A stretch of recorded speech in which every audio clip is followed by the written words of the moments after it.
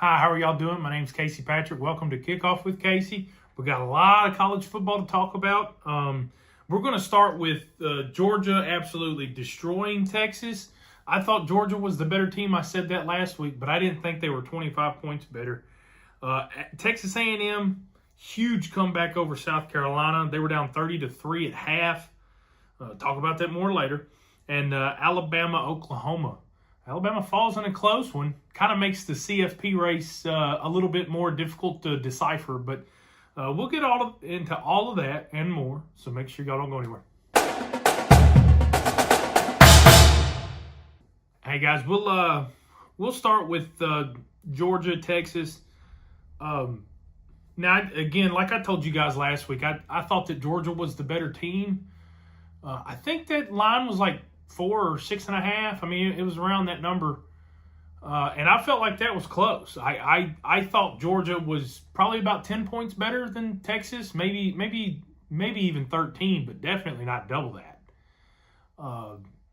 And I think, honestly, I mean, Texas wasn't that far away from Georgia at the beginning of the game. But as they started to get their teeth kicked in, and I think they kind of gave up, and that happens. I mean, that happens. You know, you start to get beat in really bad, and you're just ready for the game to be over with. I've been there. We've all been there. You know, nobody wins every game. So I kind of get the mental aspect of it, but Texas just got absolutely smoked.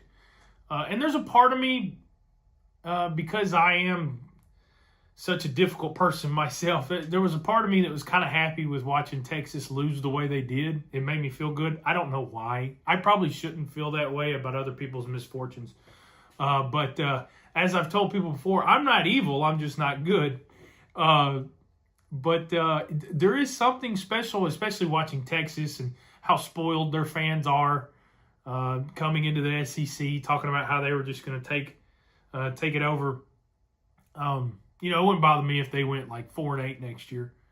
But, I mean, that's probably not very likely. And Georgia beat them. I hate Georgia. I wasn't rooting for Georgia, but there was a part of me, just like most of y'all probably, there was a part of me that I really felt like Georgia was the favorite. And which, I mean, they were. Vegas had them favored. And I honestly don't really... I don't blame them there. I had them favored too. Like I said, I had them close to maybe, you know, if I would have had to set a line for that game, I probably would have been around 7 or 8.5.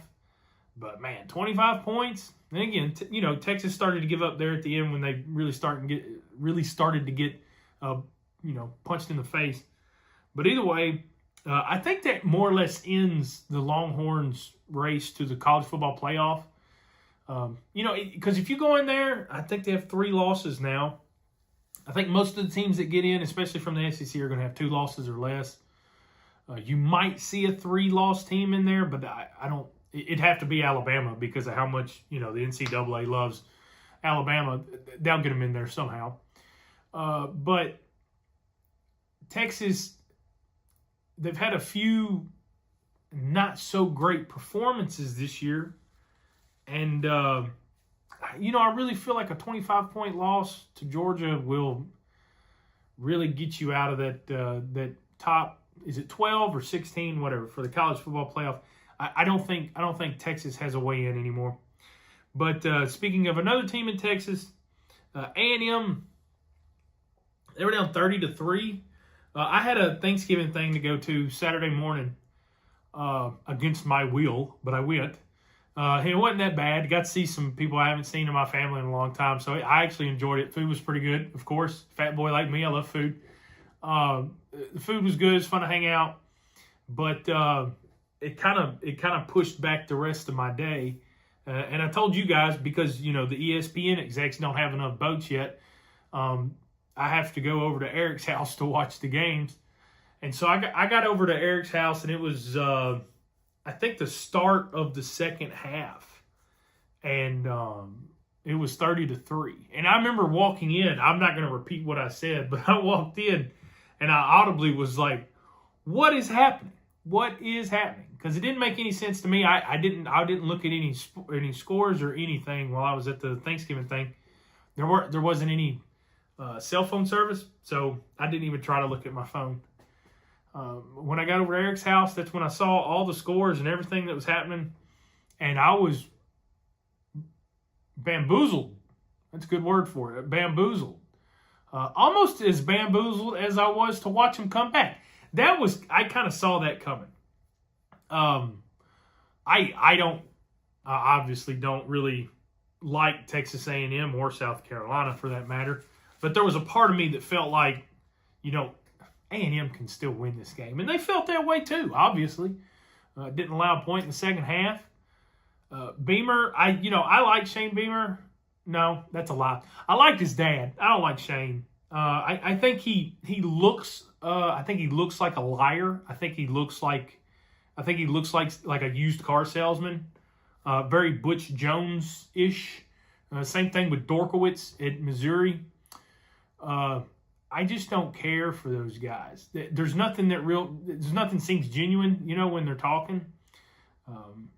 I love to see South Carolina lose.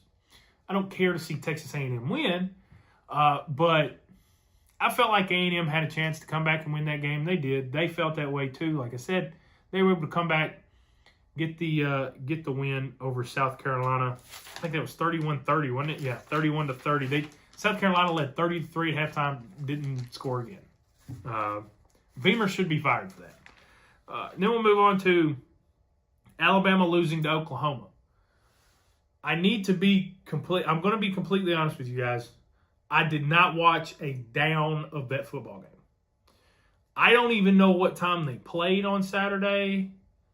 I don't know how or why it worked out the way it did. I want to say they were playing. They had to be playing during the Tennessee game or a little bit after. Like I said, I went over to Eric's house. That's my biological father. I go over to his house to watch the game on Saturdays. I went over to his house. My little brother showed up with his wife, and we were talking about cars, and because they're going to go buy themselves a new car. My cousin Daniel was over there. Eric's wife Kim, of course, she was there, and we're all just sitting around having a good time.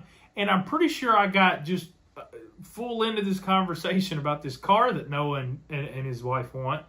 That I don't think I paid any attention to Alabama and Oklahoma, and I felt like before they ever played, even last week, I may have said this, I felt like Oklahoma had a chance to win that game, but I really thought that Alabama was going to win. I'm pretty sure I was somewhere around like 75% sure that Alabama was going to win. And that's how you know I'm an idiot. I was wrong then. I'm wrong a lot. But Alabama falls to Oklahoma. I think they dropped 5 or 6 spots in the AP poll. And for my top 25 rundown, we have last week's college football poll. So if some of these names are a little bit different, it's not that big a deal. It'll be okay. But, again, I didn't see a down of the Alabama-Oklahoma game. What I did see was, though, I think it was towards the end, it may have been like a 4th down play, and I think Ty Simpson had like immediate pressure and wasn't able to make anything happen. I don't feel bad for Alabama at all. Now, and Eric was saying this when I was over at his house Saturday. He was like, "Oh, well, we need to root for Alabama to win because we need Oklahoma to lose." And I don't care about any of that.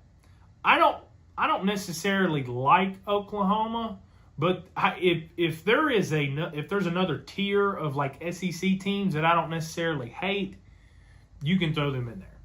I don't really hate Oklahoma. Now, because they hate Texas so much, we've got a little bit of common ground there. Hey, Oklahoma fans, I'm not your enemy. If we play on a Saturday or any other sport any other day, trust me, it's game on.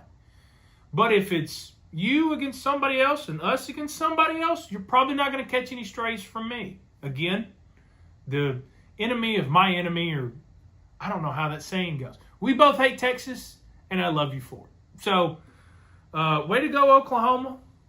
I don't think I even want Tennessee in the college football playoff. I felt like last year's team was better, and they got absolutely destroyed in the shoe. Of course, Ohio State was just otherworldly really good last year. But I don't think Tennessee can get in. So I'm not going to sit here and root for these other teams to win or lose based on whatever. I don't hate Oklahoma, and I hate Alabama with a passion. I don't like the University of Alabama. I don't like the state of Alabama. I don't like the color red. My mother lives in Alabama. I've been there. It sucks. I hate the whole place. I hate the whole thing from the beach all the way up to the state line. I don't care for anything in Alabama. Except for my mother, my aunt, my other aunt, and my grandmother. They're all there for whatever reason. They all like the beach. I'm not big on sand. But either way, I'm glad Oklahoma smacked Alabama around. I say that it was a 2-point win, 23-21. Alabama fans really ain't gonna. They're really not gonna like that comment because Oklahoma didn't smack anybody around, but they did win. So we'll move on to the next thing, the Ole Miss game. Now, I told you boys and girls last week, Ole Miss was my lock of the week. Last Monday night, I'm doing it again on Monday night. It's almost midnight. It's almost Tuesday right now. But last week, I told y'all that 15.5 was a lot. And that's what it was on Monday night. And if you got in on the 15.5, then that means you won at a 10-point win, 34-24.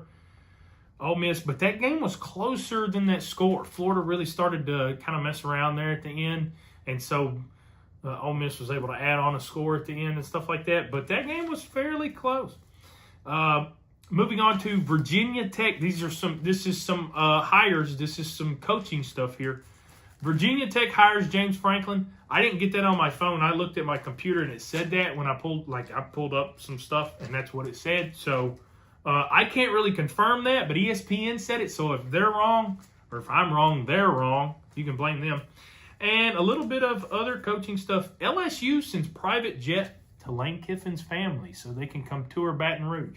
Again, I don't know how true that is. And I don't know how this whole Lane Kiffin thing is going to go.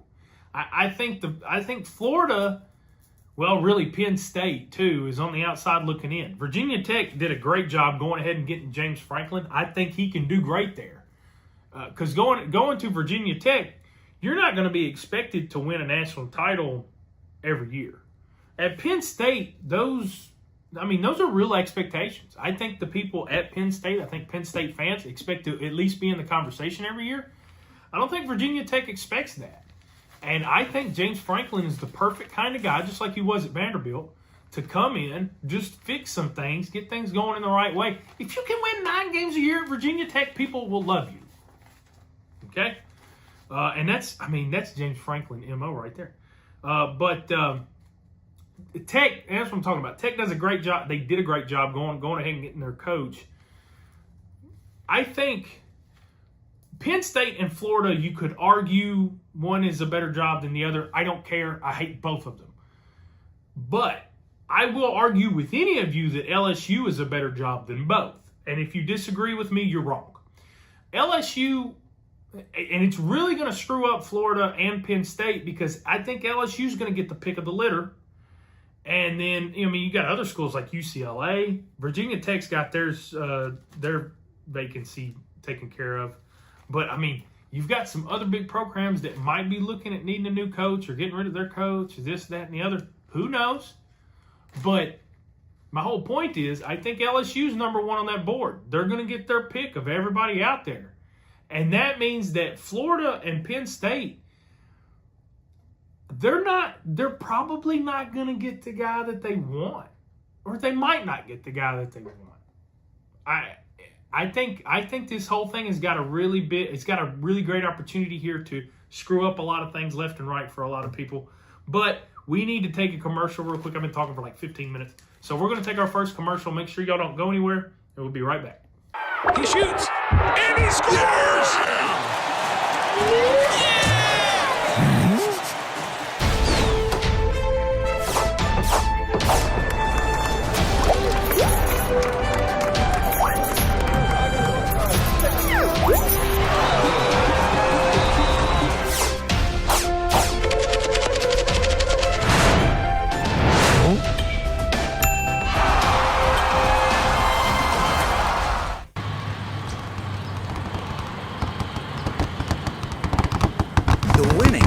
got closer. All new Sportsbook, the latest gaming machines, live horse racing, and more. The Mid Gaming Hall, Kentucky Downs. Winning just got closer.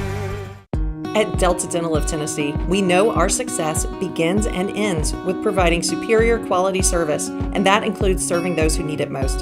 This year, we're celebrating 25 years of giving back to the community we call home.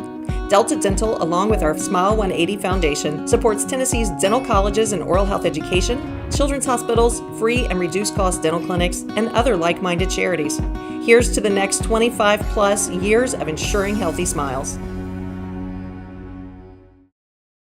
Welcome back to Kickoff with Casey. My name's Casey Patrick. We're gonna kind of run through this. I talked a little bit too much there at the beginning, and I've got a stopwatch just so I know when to stop talking, and I started it too late, so we're already off the rails. That's okay. That should have been the name of the show, honestly. But we're going to talk a little bit of Tennessee beating New Mexico State 42-9. That was more or less what it should have been. I don't even think Tennessee really played great, and they easily dominated the game. But it's New Mexico State. Now, the whole reason why I bring up Tennessee, other than the fact that I'm a huge fan and I'm going to talk about them anyway, Boo Carter has announced today, I guess, that he is going to enter the transfer portal. And all I can think is good riddance. You were at 3 or 4 different high schools the entire time you were in high school. Boo, here's the thing.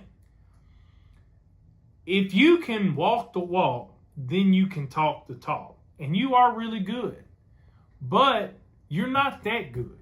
I think there are way too many young athletes out here right now that are acting like Deion Sanders, and they're covering like Cody Sensabaugh. No offense to Cody Sensabaugh, but you get my point. There's way too many people that have this attitude that greater than thou or whatever. And it's, I don't know. He's getting a lot of really bad intel from his family.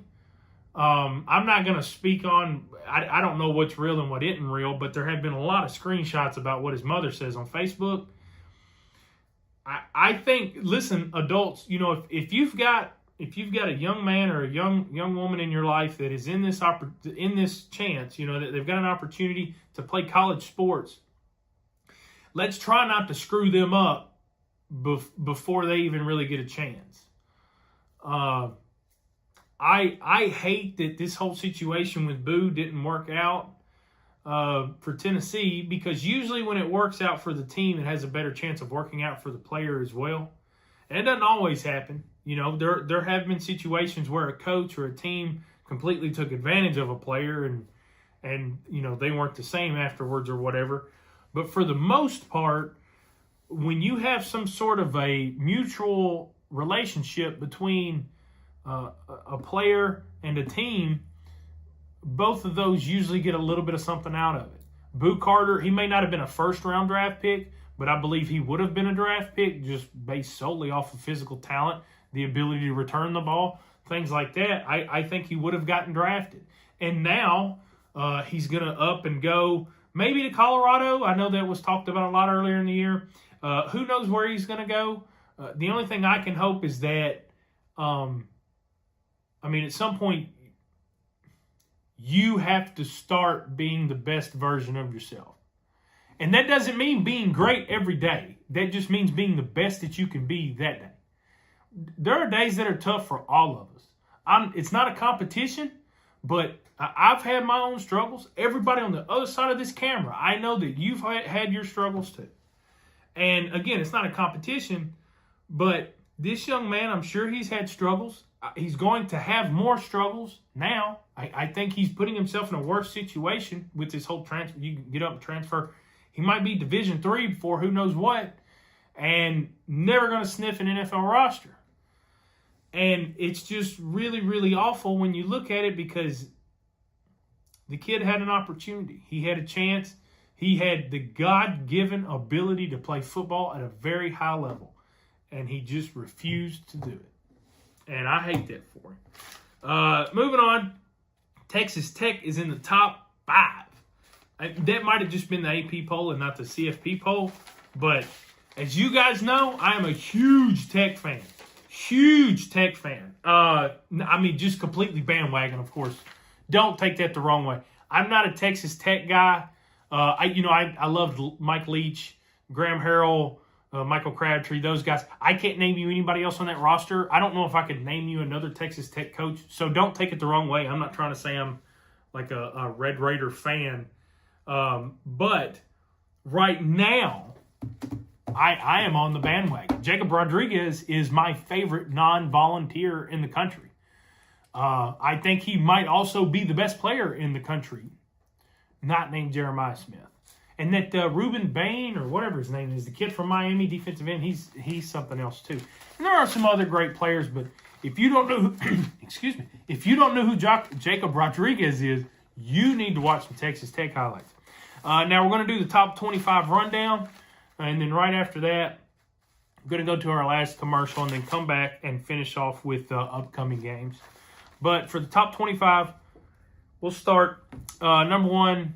Ohio State defeated UCLA 48-10. Nico in the revenge game didn't even play. I don't blame him. He didn't want to get his helmet cracked again. Number 2, Indiana 31-7 over Wisconsin. Indiana, Fernando Mendoza. I almost really said his name poorly, but I think I got it right. For Fernando Mendoza, I don't know why that's so hard. But again, another great day from him. I think he had 200 yards passing, 2 touchdowns. Wisconsin's going to fire Luke Fickell before long. And now that's an interesting name too. I don't know where that guy's going to go. He may get demoted. He may have to go to like a UCF type deal to get his name back to being right. But he does not fit Wisconsin football. Texas A&M, we talked about the 31-30 comeback over South Carolina. Number 4, Alabama falling to Oklahoma. Again, we love it. Georgia defeating Texas 35-10. Texas Tech 48-9 over UCF. I'm pretty sure maybe that was last week. I was about to say they got Jacob Rodriguez a rushing touchdown. I think that was last week, and I talked about it. Either way, I'm not going to shut up about that guy. He is one of the best players in the country. Y'all need to know about him. Number 7, we talked about Ole Miss taking down Florida 34-24. That game was closer than that. I guarantee it. I promise you it was closer than that. I mean, obviously not numbers-wise. It was 34-24 no matter what way you look at it, but it was closer than that. Oregon taking down the Fighting PJ Flex 42-13. I hate it for Minnesota. I've said this probably 12 times on this show in previous episodes. I was a PJ Fleck believer. I thought he was going to be the next big thing in college football, but again, I'm wrong. How many times am I going to say that today? Moving on to number 9, Notre Dame taking down Pittsburgh 37-15. Good for Notre Dame. They put a good football team on their schedule. They've got a few more coming up too. Texas, of course, lost to Georgia. Oklahoma beat Alabama. BYU, they had the nightcap. They had a late game on Saturday. I think it was like 10-15 before they even got started. But they took down TCU 44-13. Utah destroyed Baylor 55-28. Vanderbilt, the only team in the top 25 with a bye last Saturday. Good for the Commodores, though. They probably needed a week off. Miami 41-7 over NC State. Georgia Tech. I wanted to talk about this. Georgia Tech beat Boston College 36-34. I'm not going to sit here and act like I know how good Boston College is. Maybe they're better than I think they are. They got a good coach, and I can't remember his name. Anyway, we'll talk about it next week. But the thing I wanted to talk about with Georgia Tech, Haynes King, Brett Keys, the coach, I like. They seem like awesome guys. They've got some good players on that team. They got a team that fights hard. They play hard. They're fun to watch. The problem is, if you're a Georgia Tech fan, you probably need to get your blood pressure checked. It's like week in and week out. It doesn't matter if they play a middle school JV team or like the 84 Bears. It's apparently going to be a 3-point game, regardless of who they play. And it's going to come down to the last few seconds.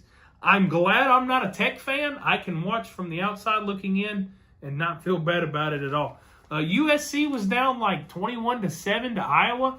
I didn't think USC could score enough points to catch up with Iowa, but they did come back and beat the Hawkeyes 26-21. Michigan should have lost. They beat Northwestern 24-22. I really thought Northwestern was going to win that game, but the Wolverines come out on top. Virginia defeating Duke 34-17. I didn't see a down of that game. I don't know if I've seen a down of either one of those two teams this year. Louisville losing to Clemson 20-19. Louisville, what are we doing? Clemson, I think Clemson has kind of gotten into being one of those teams where a lot of people dislike them. I think there probably was a few people rooting for Louisville on Saturday. Or excuse me, that was a Friday night game. I think there was some people rooting for Louisville, and they couldn't get it done. I hate that. But either way, Louisville's out of the top 25 now, or they will be whenever this new ranking comes out. And again, we talked about Iowa losing. We talked about Pittsburgh losing. We talked about Tennessee winning. UCF lost to Navy 41-38. I bet that game was wild to watch. I did not get to watch it either. I should go back and watch some highlights. Now, one game that I did see a few highlights of, Cincinnati falling to Arizona 30-24.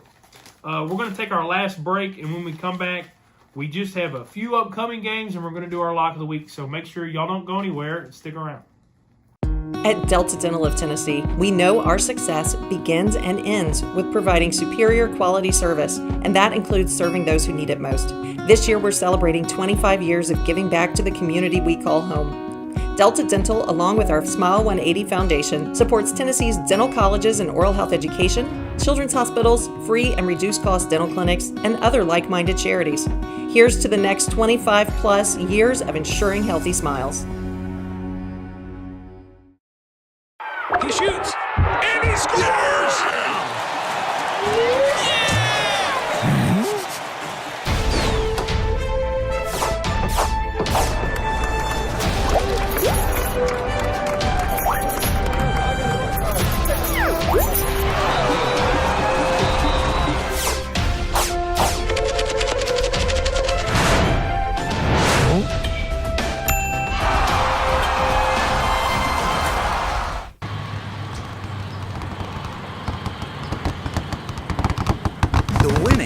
Got closer. All new Sportsbook, the latest gaming machines, live horse racing, and more. The Mid-Gaming Hall, Kentucky Downs. Winning just got closer.